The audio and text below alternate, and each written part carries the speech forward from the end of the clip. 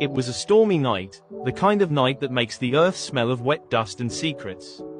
In a small hospital on the edge of Lagos, a young woman named Alina screamed through her last push and brought a baby girl into the world. The cries filled the tiny room, fierce, alive, innocent. But Alina's heart wasn't peaceful. She had no family, no husband, and no home. The man who had promised to marry her had disappeared when he found out she was pregnant. Working as a house help for the Cole family was all she knew, the only safety she had. When she looked down at the baby, she whispered, "My little one, I have nothing to give you, not even a future." 2 days later, she made the hardest decision of her life. She carried the baby to the home where she had worked for 5 years, Mr. and Mrs. Cole's house, and with tears in her eyes, handed the child over. "Please take care of her. I can't do it alone."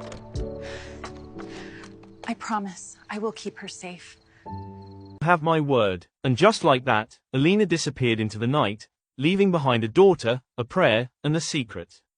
The Coles named the baby Sharon. They raised her like their own daughter, fed her, clothed her, and loved her with the same warmth they gave to their son, Brian, who was 8 years older.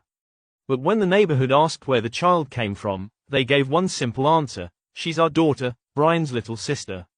They believed it was kinder that way. Years passed, and the truth faded into the walls of the Cole family home. Sharon grew up thinking Brian was her big brother, her protector, her hero, her everything.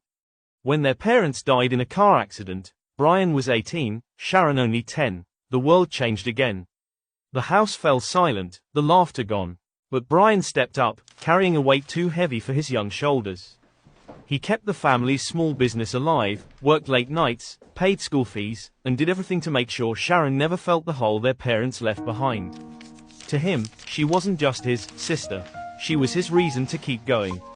Years turned into decades. Brian became a successful businessman, focused, responsible, yet quietly lonely. Sharon blossomed into a beautiful woman, kind, curious, and full of dreams. When Sharon turned 22, Brian bought her a car, a small silver one, so she could travel to her teaching job.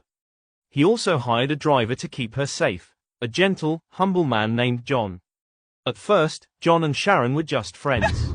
He made her laugh on long drives and listened when she talked about her late parents, the ones she thought she shared with Brian. Over time, friendship turned into something deeper, something they tried to hide. And one night, under the soft hum of rain and quiet music from the car radio, they crossed a line neither of them could erase. They fell into each other's arms, innocent love wrapped in warmth and confusion. For months,